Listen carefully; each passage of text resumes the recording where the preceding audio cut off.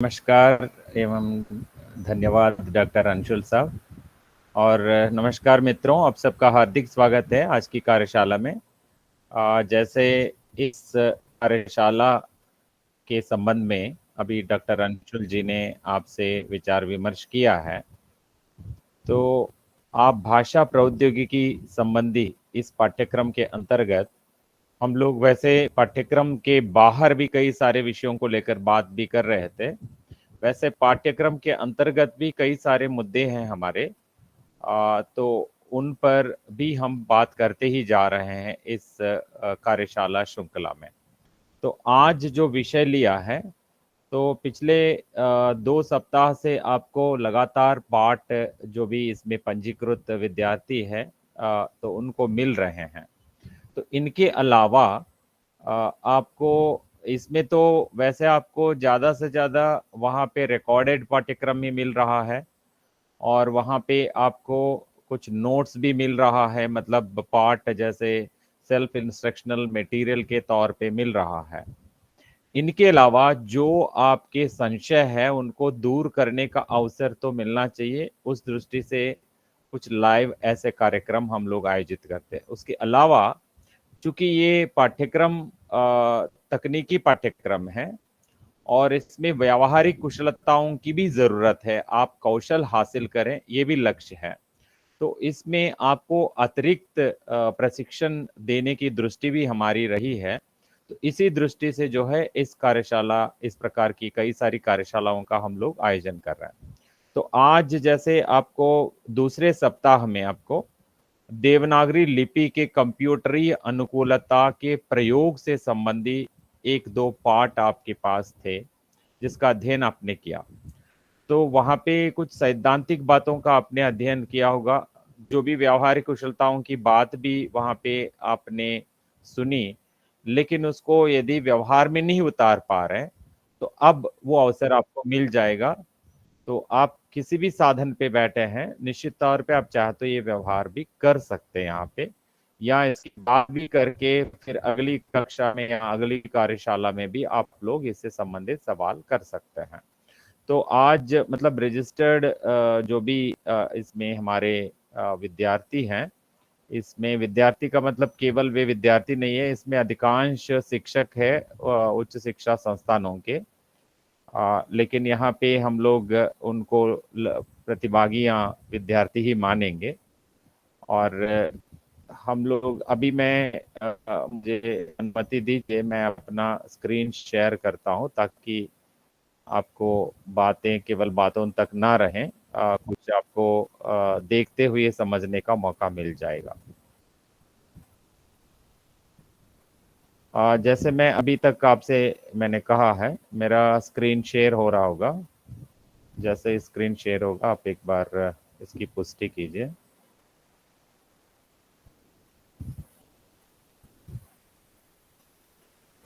जी, तो जैसे मैं कह रहा था आपको, ये पाठ्यक्रम संबंधी ये जो भी इसमें पंजीकरण करने के लिए पहले लिंक के माध्यम से जाते हैं, उनके सामने पाठ्यक्रम का ये जो पूरा परिचय मिल रहा है।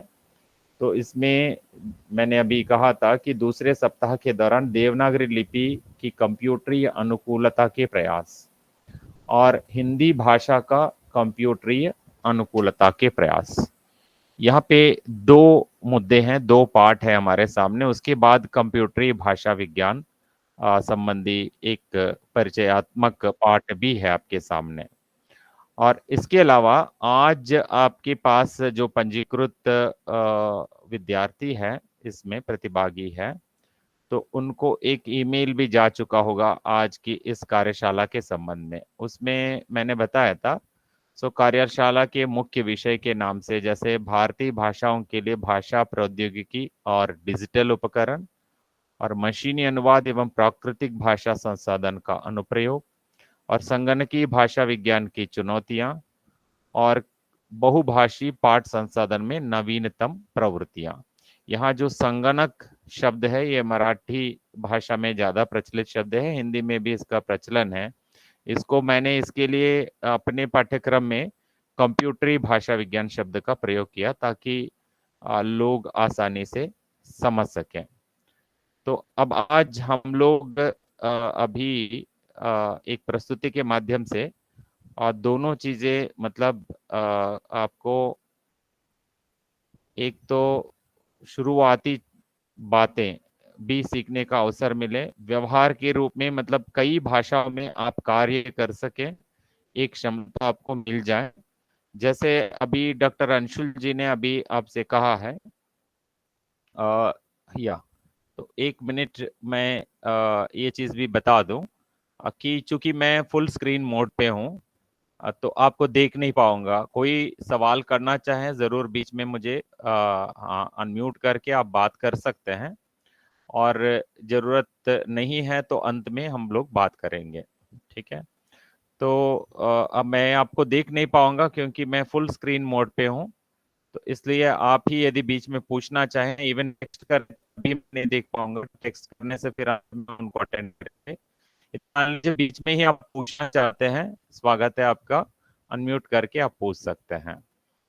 जैसे बहुभाषाई कंप्यूटिंग की बात जहां तक अभी डॉक्टर अंशुल जी ने आपसे कहा, हिंदी में टंकन करते कई लोग ऐसा कर रहे हैं कि आजकल अंग्रेजी के माध्यम से हिंदी में टंकन करके उसमें कुछ विकल्प आ जाता है शब्द का, उसको चुनते हुए टंकन करते हैं।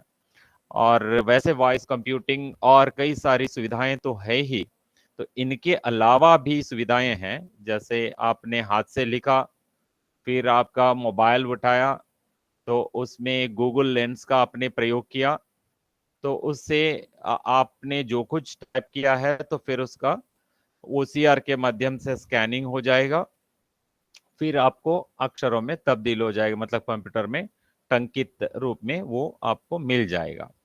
तो कई सारे विकल्प है आपके समक्ष टंकन संबंधी। मगर जैसे अभी अंशुल जी ने बताया कि आपको एक साथ कई सारी भाषाओं का प्रयोग करना पड़े, ये जो विकल्प है, जैसे आप लोग आमतौर पर अंग्रेजी के माध्यम से टंकित करते हैं, तो उसको छोड़ना बेहतर है।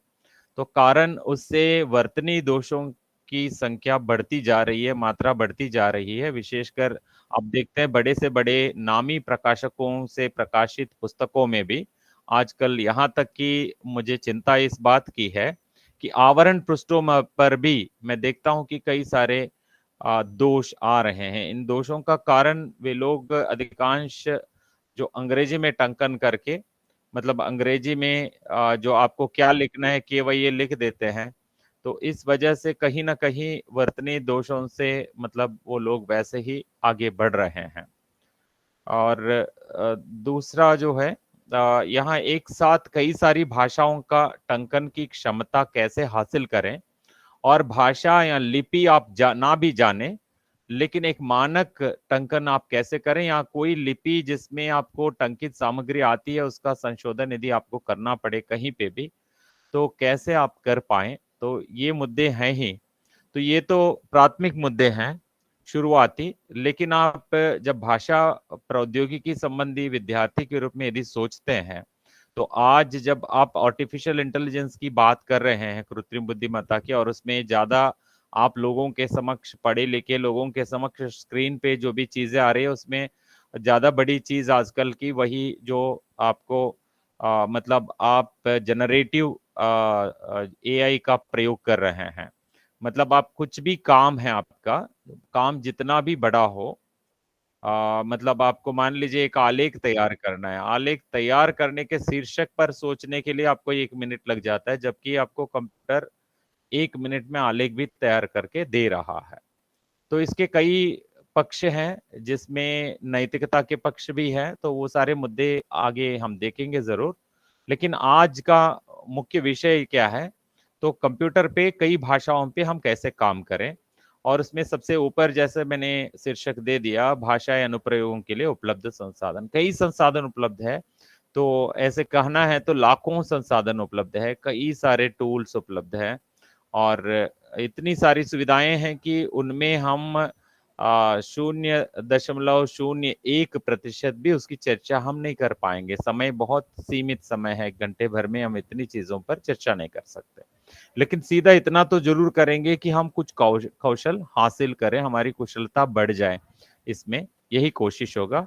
तो आपका स्वागत है आज की इस प्रस्तुति में बहुभाषाई कंप्यूटिंग से संबंधित। इसमें हम तमाम भारतीय भाषाओं में हम कैसे टंकन करें, कितनी आसानी से हम टंकन सीखें। केवल ये टंकन तक सीमित नहीं है, क्योंकि अब इन भाषाओं में जो भाषा प्रौद्योगिकी की दृष्टि से इनका विकास हो रहा है, इनकी जो चुनौतियां हैं, तो इन चुनौतियों से एक भाषाविद के रूप में हम कैसे योगदान दे सकते हैं, इस योगदान देने के लिए हमें क्या क्या कुशलताएं चाहिए, उन कुशलताओं की ओर भी आपको इसमें आकर्षित किया जा रहा है। आप स्क्रीन पे देख रहे हैं, यहाँ पे एक साथ कुछ लोग इसको पढ़ भी नहीं पाएंगे, तो लेकिन अभी तक आप पढ़ चुके हैं बहुभाषाई कंप्यूटिंग। बस वही अन्य अन्य अन्य लिपियों में, अलग अलग लिपियों में एक एक अक्षर का प्रयोग करते हुए किया गया है।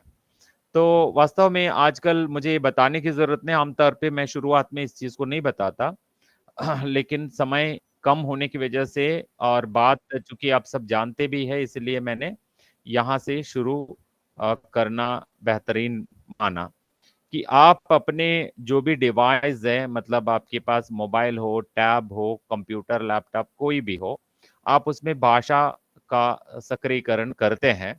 तो ये सक्रियकरण जैसे उसमें आप मोबाइल में हो तो सेटिंग्स में जाते हैं, या इसमें कंट्रोल पैनल पे जाते हैं और वहां जाकर आप रीजनल सेटिंग्स में मतलब लैंग्वेज जोड़ देते हैं।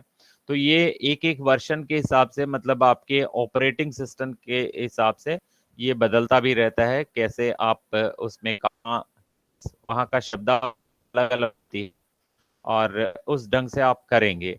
तो इसको मैं ज्यादा डिटेल में इसलिए नहीं बता रहा हूँ, ये तो हर कोई जानते हैं, कोई यदि नहीं जानते तो अभी बता सकते हैं, ताकि एक बार उनको डेमो देकर भी बताया जा सकता है। तो आप कंट्रोल पैनल में जाएंगे, लैंग्वेज चूज करेंगे जैसे यहाँ पे आपको दिख रहा है, और उसको क्लिक करते ही फिर ऐड लैंग्वेज का विकल्प आपके सामने आ जाता है। बस इसको क्लिक करेंगे तो आपको वहाँ सूची खुल जाएगी बहुत सारी भाषाओं की, उसमें से आपको अपेक्षित भाषा पर क्लिक करेंगे, बस ऐड हो जाएगी वो भाषा आपके कंप्यूटर में कार्य करने के लिए।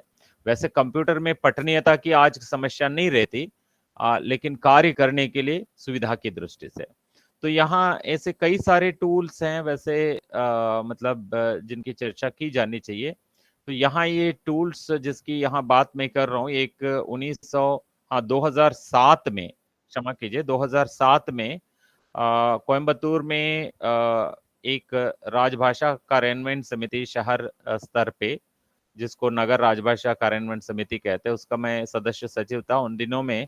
एक सीडी जो है, उस जमाने में इवन पेन ड्राइव्स भी कम होते थे, कि जो भी शेयर करना है तो उस जमाने में ज्यादा से ज्यादा तो इनसे ही शेयर करते थे। उस समय आपको पता है कि अभी स्मार्टफोन भी नहीं आया था, व्हाट्सएप भी नहीं थे, तो उस समय शेयर करने के लिए ज्यादा सीडी का प्रयोग किया जाता था। एक रिसोर्सेस की सीडी डेवलप की थी जिसमें कई सारी चीजें डाली थी कि उनकी सूची गिनते हुए में मुझे 1 घंटा भर का समय पूरा हो जाएगा। लेकिन उसमें कुछ चीजें जो अतिरिक्त, मतलब जो भाषा में काम करने के लिए, प्रयोग करने के लिए लोगों की रुचि होती है, उनके लिए एक तो यूनिकोड सेटअप फैसिलिटीज की बात तो उसमें की थी, फॉन्ट कन्वर्शन पैकेजेस भी कुछ डाले थे, text to speech, speech to text, OCR और ट्रांसलेशन टूल्स, कई सारी चीजें उसमें डाली थी। तो ऐसे उपकरणों की बात यहाँ पे। और आमतौर पे मेरी ये जो प्रस्तुति है, कम से कम देश में 2.5-3 लाख लोग देख चुके हैं, कई बार मैंने इसको प्रस्तुत की है। और आमतौर पे मैं ऐसे कहीं टेक्स्ट का प्रयोग नहीं करता, यहाँ पे किया है। कारण है कि कभी आजकल लोग मांगते हैं कि प्लीज आपका पीपीटी शेयर कीजिए, उनको पता नहीं होता पीपीटी में क्यों इन्होंने एक ऐसी महिला और ऐसे एक कुत्ते को डाला है, तो इसलिए वहां पे सीधा सवाल किया, एटलीस्ट उसके आधार पे वे लोग समझेंगे। जैसे मैं आमतौर पे सीधा ही चित्र के साथ ही सवाल करता हूँ कि क्या आपके पास कोई ऐसे पालतू जानवर है, और क्या उनसे आप बात करते हैं, बात करते हैं तो किस भाषा में बात करते हैं। आमतौर पे हम लोग मातृभाषा में ही बात करते हैं, लेकिन जब कंप्यूटर का सवाल आता है तो कंप्यूटर के साथ आपको तो पता है कई मामलों में हम कह सकते हैं कि 60 से 70% से अधिक लोग जो है वो अंग्रेजी में काम करते हैं। मगर आज की जो नई पीढ़ी के बच्चे हैं तो उनमें कंप्यूटर क्षमता है और मान लीजिए उनके पास वो अपनी भाषा में काम करना चाहेंगे, तो ऐसी समस्याएं, जैसे मतलब देखिए वो लड़का अब अपने कंप्यूटर पे कोई चीज मतलब संदेश उसको जो मिला है भारतीय भाषा में देख रहा है, तो ऐसी स्थिति अब नहीं हो रही है वास्तव में, लेकिन जब कभी होती है तो इसका कारण क्या है, मतलब इसमें पठनीयता की समस्या क्यों है, ये तो हमें पता है। जिनको पता नहीं है तो स्पष्ट है कि मान लीजिए वो फॉन्ट उस सिस्टम में नहीं है, तो इस समस्या आ जाती है। तो आज स्मार्टफोन आने के बाद आप धन्यवाद दीजिए स्मार्टफोन को और यूनिकोड को, जिनकी वजह से अब तो स्मार्टफोन पर जो भी जिस भाषा का प्रयोग कर रहे हैं वो तो यूनिकोड कंटेंट है। तो इस वजह से यदि आप किसी मेल में या व्हाट्सएप पे भेजेंगे तो उसमें कोई समस्याएं नहीं आ रही है। मगर आप जब सीधा ही उसका प्रयोग आप अपने कंप्यूटर पे करने लगेंगे, तो आपको समस्या कभी आ जाती है। मतलब मान लीजिए आपको कोई कंटेंट, ऐसी कंटेंट मिला है जिसमें पठनीयता की ऐसी समस्या है, तो उसको पढ़ने से संबंधित कुशलता आपके पास होनी चाहिए। पढ़ने का मतलब आप कैसे पढ़ेंगे, जैसे मान लीजिए यहाँ पे हिंदी है, मैं कह रहा हूँ हिंदी कहाँ है, ये तो बस है ना, आपको पढ़ना ही मुश्किल है। या कोई भी जिनकी मातृभाषा तमिल है, मैं कहूँगा ये तमिल है, पढ़िए, पढ़ने में दिक्कत है। आप यहाँ तक कि आप किसी प्रकार के सॉफ्टवेयर इंजीनियरिंग भी पढ़िए, तब भी आपको ये समस्या रह जाती है यदि आपको उस फॉन्ट से संबंधित चेतना ना रहे। तो इसमें कंक्लूजन पे हम ये जाएंगे कि फॉन्ट की बड़ी जरूरत पड़ती थी जब यूनिकोड का विकास नहीं हुआ था। अब यूनिकोड के विकास के बाद भी हम लोग यदि पुराने फॉन्ट्स का इस्तेमाल कर रहे हैं, ऐसी स्थितियां हैं। तो यहाँ पे देखिए ये एफसीआई का अभी का नहीं है, ये पुराने का है। उस जमाने में मैं पढ़ाने के लिए इसका प्रयोग करता था। एफसीआई का वेबसाइट ऐसा ही था, लाइव आपने देखा, वहां पे मैंने एफसीआई का वो पता डाल के ही इसको स्नैपशॉट लिया था। और यहाँ पे स्पष्ट है कि आपको आधा जो भी है वहाँ भारतीय खाद्य निगम और बाकी चीजें स्पष्टतः आप पढ़ पा रहे हैं। मगर दूसरा जो है उसका लेफ्ट साइड राइट साइड जो भी बॉक्सेस है यहाँ पे, तो उस बॉक्स में फिर आप पढ़ नहीं पा रहे हैं। आपको लग रहा है कि इस पृष्ठ में जो भी सामग्री है वो तो हिंदी में है, ऊपर भी आपको उसके एड्रेस यूआरएल में आपको दिख रहा है हिंदी में है सामग्री, लेकिन ये दोनों आपको पठनीय नहीं है। ना पठनीय ना होने का कारण क्या है, ये फॉन्ट आपके सिस्टम में नहीं है, जिस सिस्टम में आपने खोला है उसमें वो फॉन्ट नहीं है, तो ये नहीं खुलेगा। और दूसरा, ये कैसे पटनी है, क्या ये फॉन्ट आपके पास है? नहीं। तो ये तो आप जानते ही होंगे, ये तो इमेज है, मतलब चित्र है। तो जैसे आप अपने कैमरा से कहीं पे भी दीवार पे या कहीं पे भी चित्र, जो भी चित्र हो आपके यहाँ, आपके पुस्तक पर जो भी लिखा हुआ है, तो उसको स्नैप करेंगे तो वो परफेक्ट आ जाएगा, तो उसमें कोई समस्या नहीं रहेगी। वैसे ये तो चित्र है। मगर ये जहां फॉन्ट का इस्तेमाल किया गया तो वहां पे समस्या है। अब इस समस्या का समाधान क्या है? पुराने जमाने में क्या करते थे, यहाँ पे लिख के रखते थे प्लीज डाउनलोड दिस फॉन्ट, लेकिन वो फॉन्ट डाउनलोड करने वाले से संबंधित सुझाव तो अच्छा ही है, लेकिन एक वेबसाइट के लिए अपने फॉन्ट डाउनलोड किया, जरूरी नहीं कि आपको मतलब अगली बार कोई और वेबसाइट खोलें तब वो पटनी दिखे, क्योंकि वहां पे भी कोई और फॉन्ट का इस्तेमाल किया गया। जैसे भारतीय खाद्य निगम का आपने खोला तो उसके लिए कोई फॉन्ट सजेशन था, आपने डाउनलोड कर लिया और तब वो पटनी बन गया। अब दूसरे ही विभाग के आप वेबसाइट को खोलते, फिर वहां समस्या आ सकती है। तो इन तमाम समस्याओं का समाधान जो है यूनिकोड है। जैसे आप देख रहे हैं यहाँ पे भारतीय खाद्य निगम जो ऊपर दिख रहा है, ये इमेज नहीं है, ये फॉन्ट ही है। तो आप आगे भी देखिए, यहाँ पे इमेज का प्रयोग नहीं किया गया, ये पूरा का पूरा फॉन्ट है, फॉन्ट यहाँ पटनी है। तो ये मतलब एफसीआई का उस जमाने का वो था। और यहाँ आपको जैसे दिख रहा है 14 15 15 16, मतलब आपको पता है कि जब 2006-7 में उनकी वेबसाइट ऐसी थी, जैसे बाद में उन लोगों ने यूनिकोड में तब्दील कर लिया, तब तो पूरा का पूरा पटनी बन गया है। यहाँ पे देखिए पूरी वेबसाइट पटनी है, यहाँ पे हिंदी पढ़ने संबंधी कोई समस्या नहीं।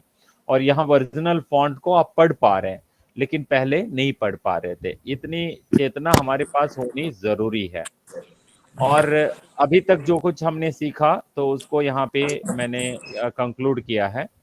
हाँ, कोई थोड़ा सा डिस्टर्ब कर रहे हैं, यदि आपने अपना माइक ऑन किया, कुछ बात करना है कर सकते हैं, अन्यथा प्लीज म्यूट कर लीजिए, तो डिस्टरबेंस ना हो दूसरों को। जैसे अभी तक मैंने कहा कि जो चित्र था उसमें फॉन्ट की समस्या नहीं है, और जहां फॉन्ट की समस्या हम लोग महसूस करते हैं, पीडीएफ में तब्दील करके हम लोग प्रयोग करते रहते हैं। आमतौर पर यहाँ तक कि कुछ पीडीएफ इस प्रकार के हैं कि जिसमें फॉन्ट की फिर से जरूरत पड़ती है, अन्यथा पीडीएफ में भी आपको फॉन्ट ढंग से नहीं दिखते, उसमें भी पठनीयता नहीं रहते। आप कई बार वेबसाइटों में देखते हैं, आज भी अखबारों में, अखबारों के ई वर्षन जो भी होते हैं, मतलब ई पेपर जो भी होता है, तो उसमें भी आपको कभी कभी पठनीयता की समस्या होती है। तो कारण इसी प्रकार के हैं। तो अभी जमाना ये है कि लगभग कहना चाहिए कि 2 दशक से पूर्व ही बहुभाषाई कंप्यूटिंग का विकास का दौर शुरू हो चुका था। अभी 2.5 दशक से ज्यादा हो चुका है कि अब हमें मल्टीलिंगुअल कंप्यूटिंग, मतलब बहुभाषाई कंप्यूटिंग, कोई समस्या है ही नहीं। तो बड़ी क्रांति आ चुकी है। इसके बावजूद चूंकि लोगों में वो चेतना नहीं है, और लोगों में केवल अपनी भाषा तक सीमित हो रहे हैं, या अंग्रेजी या दूसरी तीसरी भाषा में जाएं तो उसमें लिखना टंकन करना बहुत कम करते हैं, तो इस वजह से उनको ध्यान नहीं है। अन्यथा आज हम लोग जितनी भाषाओं में चाहे आराम से टंकन कर सकते हैं अपने कंप्यूटर में। वॉइस कंप्यूटिंग के अलावा बाकी जो सुविधाएं हैं वही बात कर रहा हूँ। मतलब आपको जब वॉइस कंप्यूटिंग से पूरा सुधार नहीं सकेंगे आप, कोई गलती हुई है, जैसे आपके पास कोई सामग्री आई है, मान लीजिए आप कोई संपादक है, आपके पास कोई एक आलेख आ गया, आलेख का संशोधन करने के लिए फिर वॉइस कंप्यूटिंग का प्रयोग करके आप उतना सफल नहीं हो पाएंगे जितना आप सीधा ही उस, मान लीजिए यहाँ मैंने मानक की जगह मनक लिखा, दीर्घ लगाना है आपको, तो वहाँ मात्रा लगाने के लिए आपको वहाँ कर्सर डाल के फिर वो दीर्घ वाला मात्रा से संबंधित की का प्रेस करेंगे तो वो टाइप हो जाता है। तो इतना नॉलेज होना चाहिए। और चूंकि बहुभाषाई कंप्यूटिंग की बात कर रहे हैं, तो इससे पहले कि जो यूनिकोड बार बार हमने नाम सुना, तो ये क्या है? ये कोई सॉफ्टवेयर नहीं है, और यूनिकोड को खरीदना नहीं है, और यूनिकोड संबंधी बाकी किसी प्रकार से आपको लेन देन करने की जरूरत ही नहीं है। लेकिन ये चेतना होनी जरूरी है कि यूनिकोड क्या है। और इससे पहले ASCII और इसकी के नाम भी आपने सुना होगा, यदि नहीं सुना, American standard code for information interchange and Indian script code for information interchange. कहीं स्क्रिप्ट कोड कहते हैं, कहीं स्टैंडर्ड कोड भी कहता है। मतलब ये स्टैंडर्ड्स थे। कंप्यूटर, आपको पता है कंप्यूटर केवल एक भाषा जानता है जिसको आप कहते हैं बाइनरी लैंग्वेज, 0 1 की भाषा ही वो समझता है। तो अब कंप्यूटर को जब अंग्रेजी, मतलब रोमन स्क्रिप्ट कंप्यूटर में डालना शुरू हुआ, तो उसके लिए क्या किया, उसको इनकोड करने के लिए ASCII का प्रयोग किया गया। और भारत में कंप्यूटर आने के बाद भारतीय भाषाओं के लिए ASCII के अनुरूप ही इसकी के नाम से एक कोड डेवलप किया गया, और जिसके माध्यम से किया जाता था। तो इसमें इसकी होने के बावजूद ये समस्याएं आ रही थी हमारे पास पठनीयता की। कारण क्या है? तो मानकों का प्रयोग सबने नहीं किया था। अब दुनिया का एक मतलब भाषाओं के लिपियों का जो प्रयोग कंप्यूटर में होता है और डिजिटल साधनों में होता है, उसके लिए एक अंतरराष्ट्रीय मानक के रूप में सभी द्वारा स्वीकृत है, वो है यूनिकोड। सो अब यूनिकोड मानकों की वजह से क्या है, दुनिया की तमाम लिपियों का जो है आज प्रयोग कंप्यूटर में हो पा रहा है। जब मैं तमाम कह रहा हूं, तो ये विकास प्रक्रिया जारी है। तो आप कह सकते हैं कि अमुक लिपि का अभी भी कंप्यूटर में प्रयोग नहीं हो रहा है, या उससे संबंधित समस्याएं हैं। ये, हाँ, तो समस्याएं जरूर हैं। समाधान हमें बनना चाहिए, समाधान की दिशा में हमें कार्य करना चाहिए। वही लक्ष्य है ये भाषा प्रौद्योगिकी संबंधी पाठ्यक्रम का उद्देश्य भी वही है।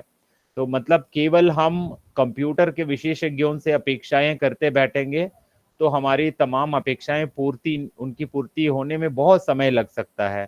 जबकि हम भी योगदान दें निश्चित तौर पे, तो काफी, जैसे आप मशीनी अनुवाद की बात हो, या आज आर्टिफिशियल इंटेलिजेंस में, जनरेटिव एआई में आप देखेंगे, आप चैट जीपीटी से कोई चीज की मांग कीजिए, मतलब कोई सूचना मांगिए या किसी पर लेखन की मांग कीजिए, वो आपको 1 मिनट भर में पूरा लिख के दे सकता है।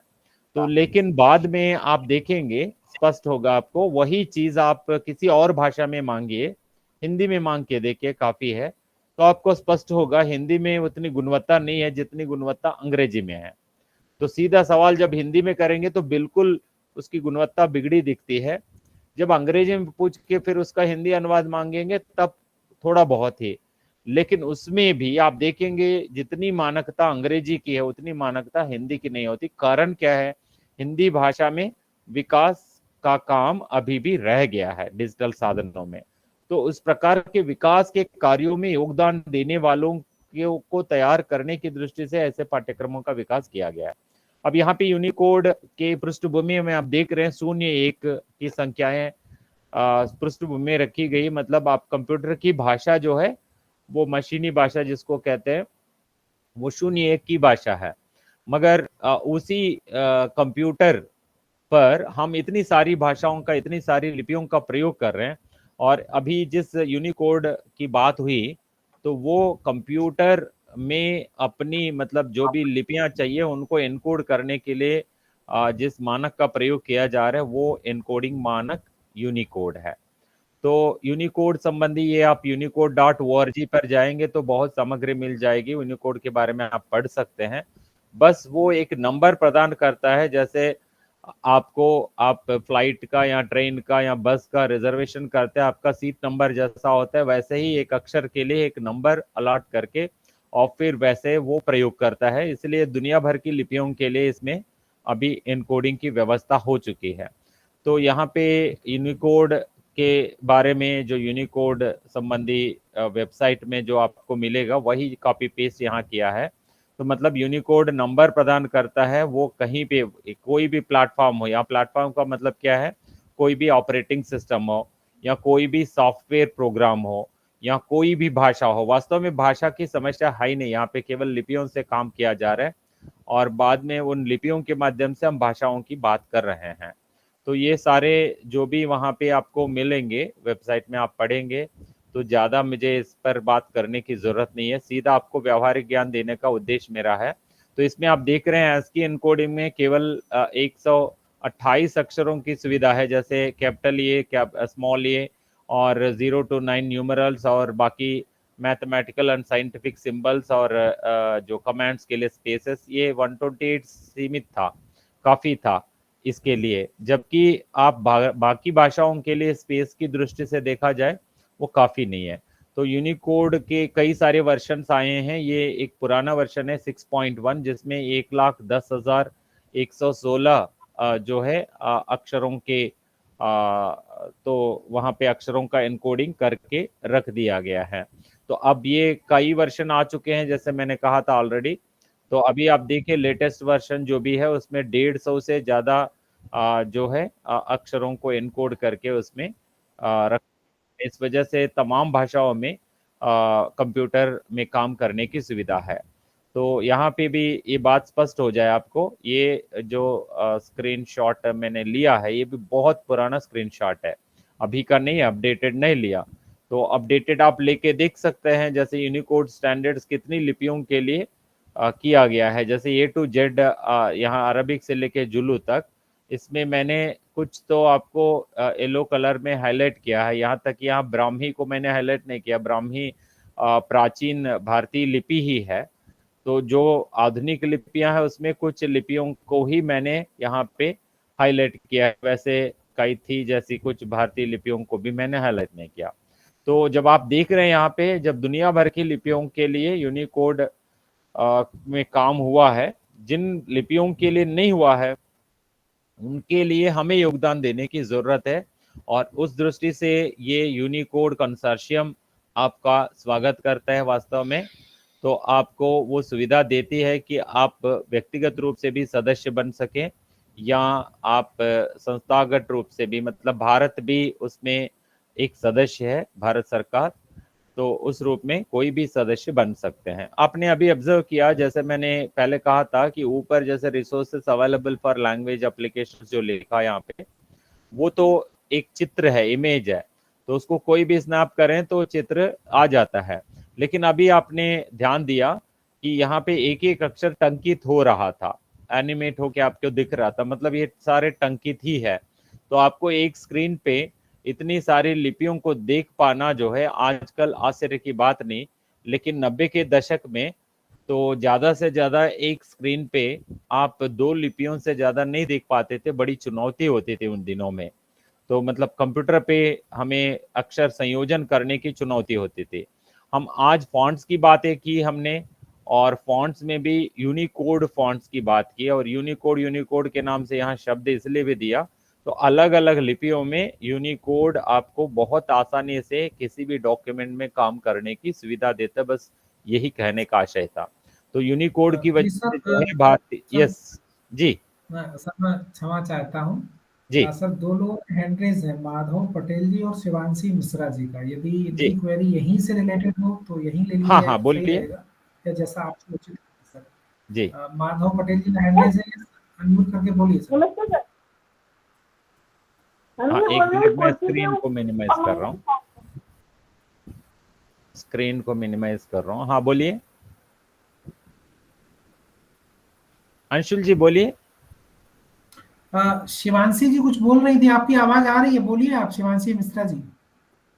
सर ये बोल रहे हैं कुर्सी देव फॉन्ट और मंगल फॉन्ट, ये दोनों ही यूनिकोड में आते हैं। हाँ, शिवान नाम पूरा नहीं दिख रहा है मुझे स्क्रीन पे। मिश्रा जी आप देखिए, जो आपका सवाल कृतिदेव जो है, कृतिदेव नॉन यूनिकोड फॉन्ट है, मतलब यूनिकोड के पैदा होने से पहले से ही ये फॉन्ट प्रचलित फॉन्ट है, और हिंदी में बड़ी लोकप्रिय फॉन्ट है, और विशेषकर जो प्रिंटिंग इंडस्ट्री में लोग हैं उसका ज्यादा प्रयोग करते हैं। पहले से अभी भी कुछ लोग उसका प्रयोग कर ही रहे हैं, तो वो नॉन यूनिकोड फॉन्ट है। तो ऐसी चीजों के लिए मैंने ऑलरेडी भी कहा और आगे भी कहने वाला हूं, बात यह है कि जब आपको नॉन यूनिकोड फॉन्ट से संबंधित ऑनलाइन में समस्या आएगी, ऑफलाइन में कोई समस्या नहीं है। ऑफलाइन में भी मतलब सामग्री कहीं से आपको मिल गई, मान लीजिए आपको कृतिदेव फॉन्ट में है, कृतिदेव फॉन्ट जिस सिस्टम में नहीं है, मैंने अभी कुछ सामग्री अंशुल जी को ईमेल से भेज दी, और वो सामग्री मैंने कृतिदेव फॉन्ट में भेजी। अंशुल जी के कंप्यूटर में यदि कृतिदेव नहीं है, वो पढ़ नहीं सकेंगे, खोल के पढ़ नहीं पाएंगे, तो तब उसको बदलना पड़ेगा यूनिकोड में। तो यूनिकोड में इसलिए बदलना पड़ेगा कि चूंकि वो उसको पटनी बना सके, और यदि संशोधन करना है तो उसको एडिट करना है तो कर पाए, इस दृष्टि से। तो यहाँ स्पष्ट हो जाए आपको बात कि ये कृतिदेव यूनिकोड से पहले पैदा हो गया था फॉन्ट, और ये नॉन यूनिकोड फॉन्ट है, यूनिकोड फॉन्ट ये नहीं है। आपको यूनिकोड में तब्दील करना है तो बहुत आसान है, इसे टंकित करने की जरूरत नहीं। जो भी फॉन्ट आपका है वो किसी कन्वर्टर्स ऑफलाइन भी है, ऑनलाइन भी है, मिनट भर में आपका पूरी सामग्री को वो बदल के दे देता है। निःशुल्क भी है, आपको कर सकते हैं बहुत आसानी से। बस आप इतना डाल दीजिए सर्च वर्ड में, राइट, कृतिदेव टू यूनिकोड या कृतिदेव टू मंगल, आप डाल देंगे। मंगल ही नहीं, कई सारे फॉन्ट है यूनिकोड के भी, केवल मंगल नहीं है। तो जैसे एक मंगल तो सब जानते होंगे, बस इसलिए मंगल शब्द का मैंने प्रयोग किया है। तो चलिए फिर आगे बढ़ते, दूसरा सवाल कौन सा है अंशुल जी? माधव पटेल जी, यस, आप अनम्यूट करके अपनी बात कह सकते हैं।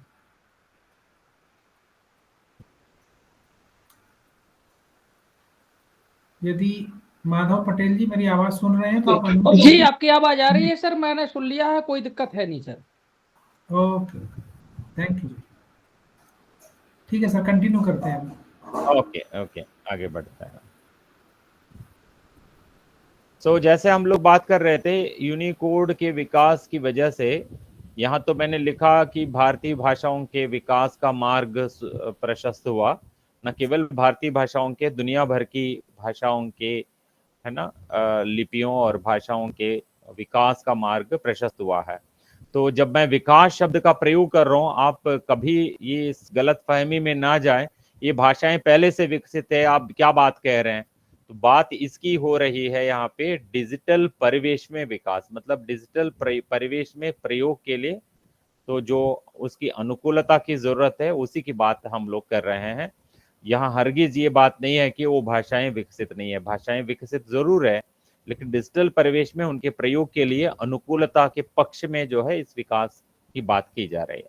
तो यहाँ आपने अभी जो FCI का वेबसाइट का मैंने दिखाया था, उसमें रीडेबिलिटी मतलब पठनीयता की जो समस्याएं थी, अब यूनिकोड का प्रयोग होने की वजह से ऑनलाइन में ये उसी समय का है, उसी समय जिस समय मैंने FCI का 2006-07 में स्नैपशॉट लिया था, उस समय उपभोक्ता मामलों का विभाग, उसी का सिस्टर कंसर्न विभाग था, उसमें पूरा का पूरा यूनिकोड का प्रयोग हो चुका था, इसलिए उसमें पठनीयता की समस्या नहीं रही।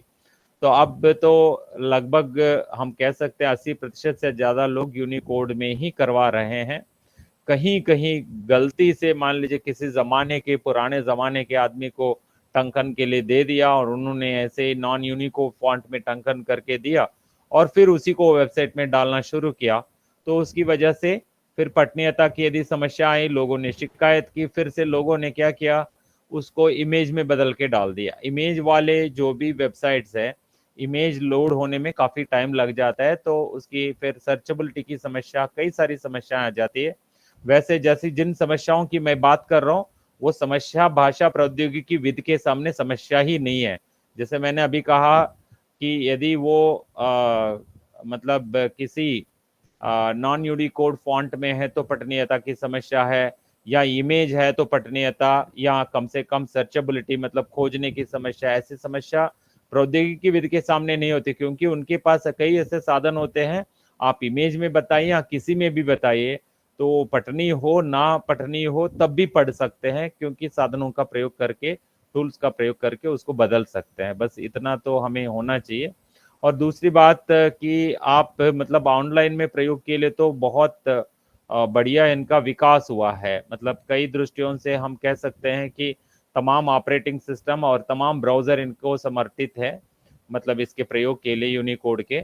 और बस इतना ध्यान रहे कि हमें नए ब्राउजरों का प्रयोग करना है। नए मतलब ब्राउजर जो आपके पास उसका लेटेस्ट वर्जन हो तो वो काफ़ी है। लेटेस्ट वर्जन के ब्राउजर आपको फ्री में ऑनलाइन में मिल जाते हैं। मान लीजिए आपके पास काफ़ी पुराना सिस्टम है, मेरे पास एक ऐसा सिस्टम है जो कि 1 GB से कम वाला स्पेस का सिस्टम है। तो अब आप सोचिए 1 GB से कम वाला सिस्टम आजकल आ जाता है, आप पूछेंगे तो वो 90 दशक का सिस्टम है, उसका 700 MB का सिस्टम है वो। और उसमें सामग्री देखेंगे कि 700 MB वाले सिस्टम में इतनी सामग्री या इतनी फाइलें हो सकती है, आप पूछेंगे।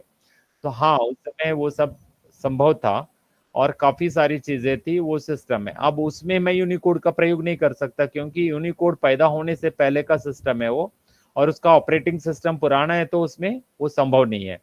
तो आमतौर पे हम लोग विंडोज, एप्पल मैक या कोई भी उबुंटू, BSD, लिनक्स, कोई भी ऑपरेटिंग सिस्टम, और जैसे मोबाइल्स पे आप लोग दूसरे तीसरे आज जो भी पैकेजेस यूज कर रहे हैं ऑपरेटिंग सिस्टम के रूप में, तो उन सब में भी यूनिकोड की प्रयोग की संभावनाएं हैं।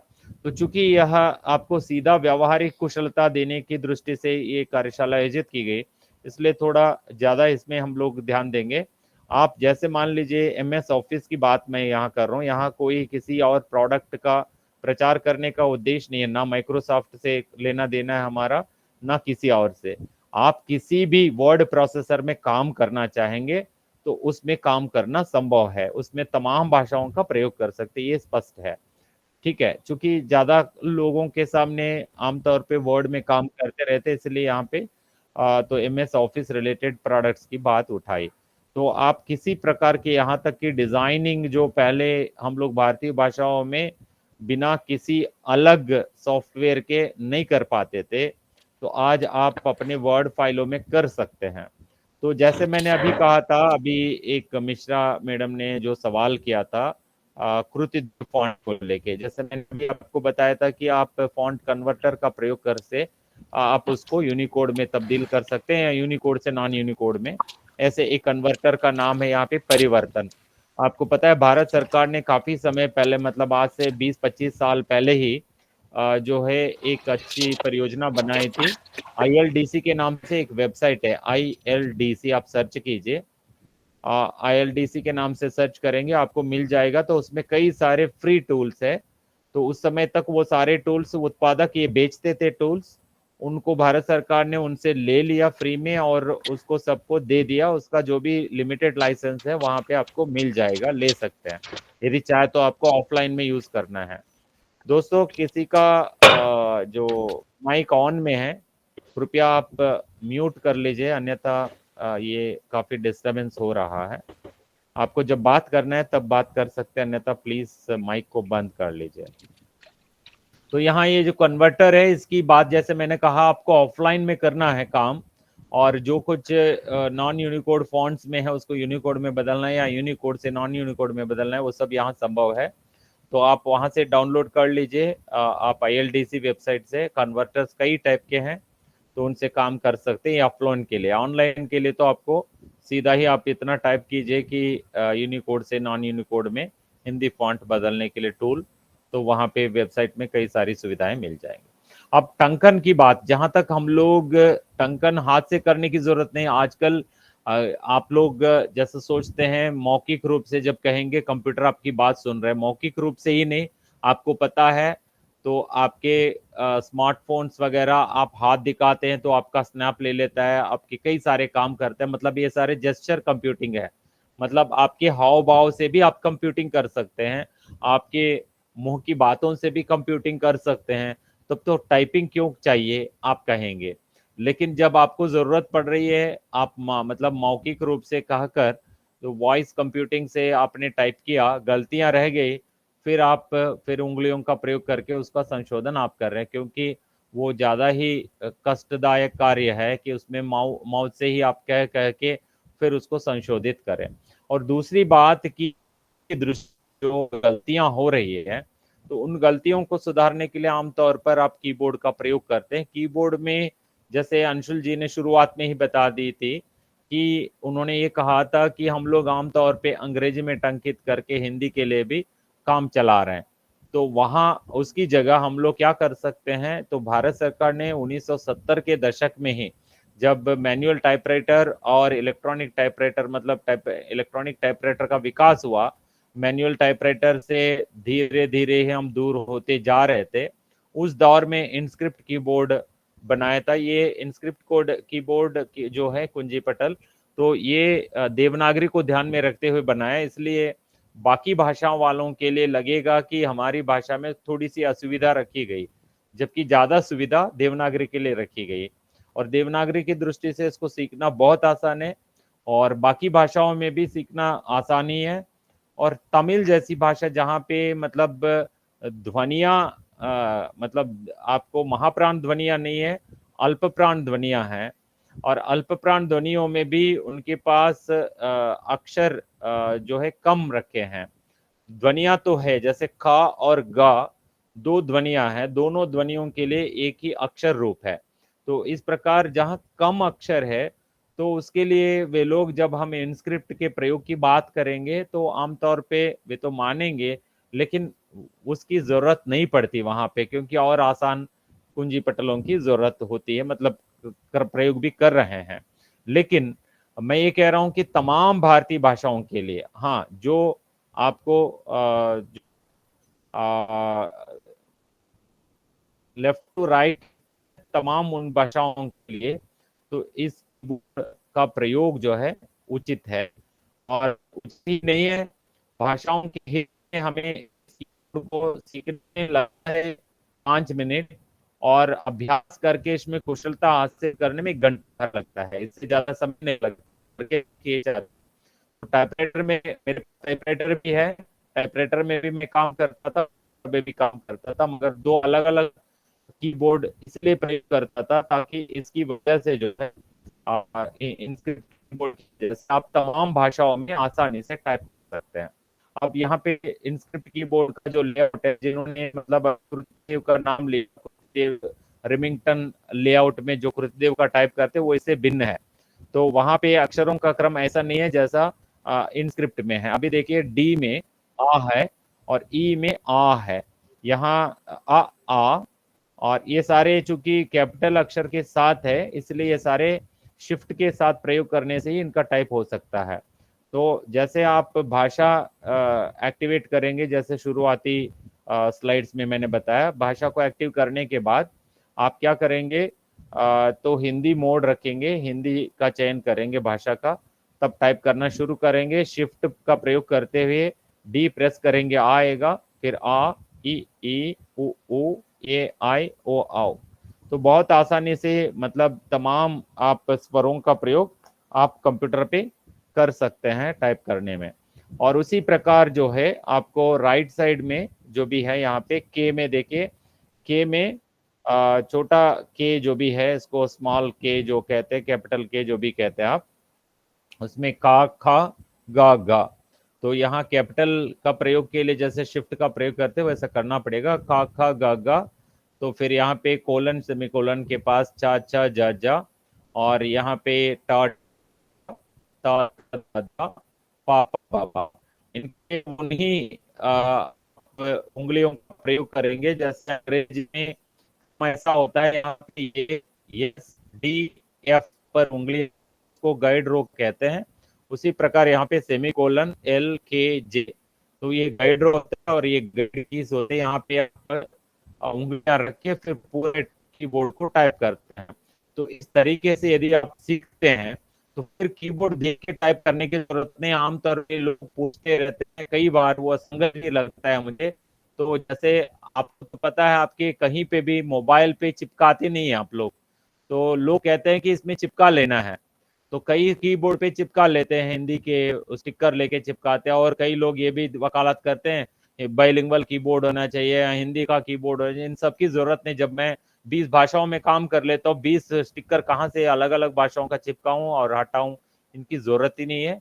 तो सबके लिए कॉमन कीबोर्ड आपके दिमाग में रहेगा, आप टाइप करेंगे। आपके सामने चूंकि सारे कंप्यूटर अभी भी बदल के नहीं आ रहे हैं, तो आप दुनिया में कहीं से भी खरीद रहे हैं, कहीं ना कहीं आपको एकाध ऐसे मिलेंगे, विशेषकर आपको जैसे चाइनीज हो या अरबी हो, कुछ ही लैंग्वेजेस का आपको वहाँ मिलेगा, कुछ हिंदी के भी मिलेंगे, लेकिन उनकी ज़रूरत ही नहीं है। आपको कुछ भी लिखा वहाँ पे मिलने की ज़रूरत नहीं, आप टाइप कर सकते हैं।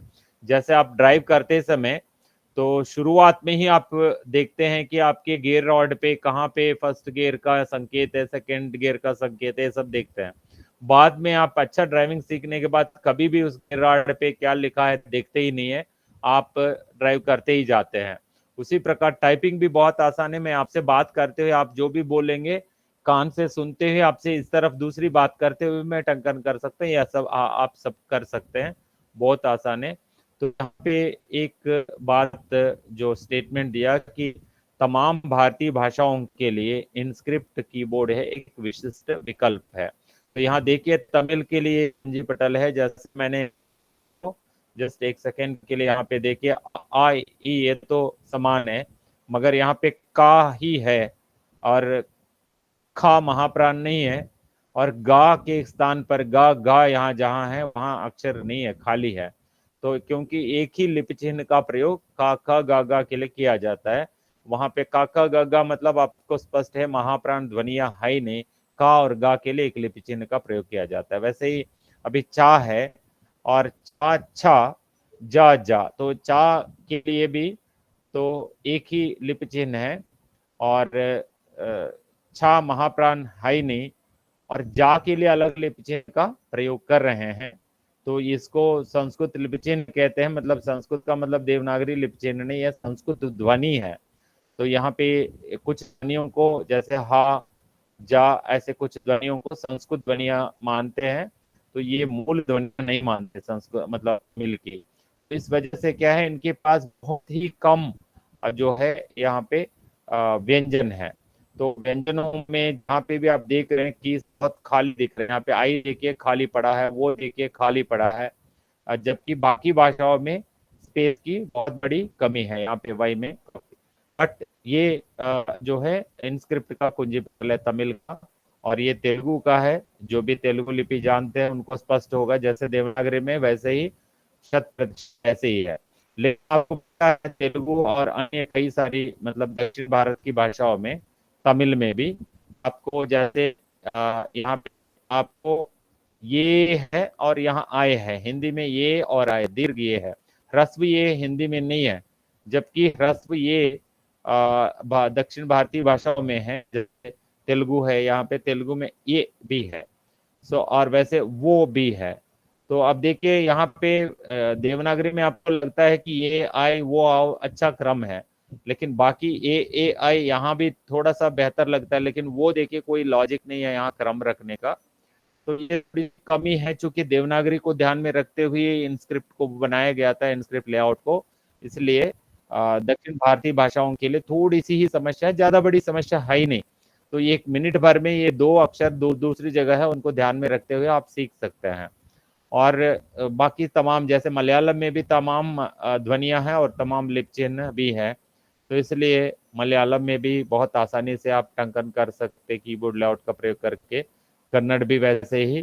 कन्नड़ के संदर्भ में मैं हाल ही में जब ये अक्षरा पत्रिका भोपाल से जो निकलती है वो का एक अंक निकाला, और उस समय मैंने एक शब्द का प्रयोग किया, जैसे 12 कड़ी का प्रयोग जाता है हिंदी में, तो मैंने कहा कन्नड़ में 18 कड़ी। 18 कड़ी का मतलब क्या है, उस समय प्राचीन कन्नड़ में कई सारी अतिरिक्त ध्वनियां से लूलू और अन्य ध्वनियां जिनका प्रयोग में था, तो उनके लिए यूनिक कोड में सुविधा दी गई है। इसलिए टंकन में फिर आप 18 कड़ी जैसे शब्द का मैंने प्रयोग किया, तब तो उतनी स्वर है तो उनका प्रयोग किया जा सकता है। तो कन्नड़ की एक विशिष्टता वो भी है। और गुजराती, बांग्ला, पंजाबी, तमाम भारतीय भाषाओं के लिए उड़िया, तो यही एकमात्र कुंजी पटल है। तो इसमें आप बहुत आसानी से टाइप कर सकते, क्योंकि आप ध्वनियां जानते हैं, तो इसलिए टाइप करना बहुत आसान है। अब देखिए फिर से एक बार मैं आपको बड़ा करके यहाँ दिखा रहा हूँ। यहाँ पे भले ही एक पूर्वाग्रह हमारा है, चूंकि हम सब हिंदी के विद्यार्थी हैं, हिंदी में हिंदी माध्यम से हम लोग सीख रहे हैं, तो इसलिए देवनागरी लिपि का यहाँ बड़ा करके मैं दिखा रहा हूँ। आप यहाँ अपनी भाषा की कल्पना कर लीजिए, जैसे कोई मलयाली है तो मलयालम की कल्पना कर लीजिए, तमिल है तो तमिल की कल्पना कर लीजिए, तेलुगु है तो तेलुगु की कल्पना कर लीजिए। जब मैं आ कह रहा हूँ तो वो अपनी भाषा में आ को मान लीजिए यहीं पे है, तो कहीं और खोजने की जरूरत नहीं। तो यहाँ पे ए, यस, डी, एफ, तो आपकी जो लेफ्ट हैंड की उंगलियां, वो पार्ट कहा इसको, स्वर भाग लेफ्ट साइड में। सो लेफ्ट हैंड से आप ये, तो ये पर आपका मतलब आपकी छोटी उंगली को रखेंगे, फिर रिंग फिंगर को आप एस पर रखेंगे, डी पर तो मध्य वाली उंगली को रखेंगे, फिर आपकी तर्जनी को आप एफ रखेंगे। तो अब आप शिफ्ट का प्रयोग करके जब डी प्रेस करेंगे आएगा आ, और फिर मतलब ई के लिए जिस प्रकार से आप आपके सेम वही तर्जनी का लेफ्ट साइड हाथ के तर्जनी का प्रयोग करते हैं वैसे ही करेंगे। फिर एफ और आर के लिए भी आप अपनी तर्जनी का प्रयोग, अच्छा क्षमा कीजिए, मैं डी के लिए जैसे कहा आप तर्जनी का प्रयोग नहीं, मध्य उंगली का प्रयोग करते हैं, और एफ और आर के लिए तर्जनी का प्रयोग करते हैं, और वो के लिए भी तर्जनी का प्रयोग करते हैं, और ए के लिए रिंग फिंगर का प्रयोग करेंगे, आई वो आओ। तो ये बहुत आसानी से आई ई ओ ए आई वो आओ आप टाइप कर सकते हैं इसमें। और यहाँ स्वर भाग का हम अगर कुछ मात्राएं मतलब व्यंजन भी दिख रहे हैं यहाँ पे, ना ना अंड मा, तो ये व्यंजन लेफ्ट साइड में है सुविधा के लिए, जबकि बाकी सारे वहीं पे है।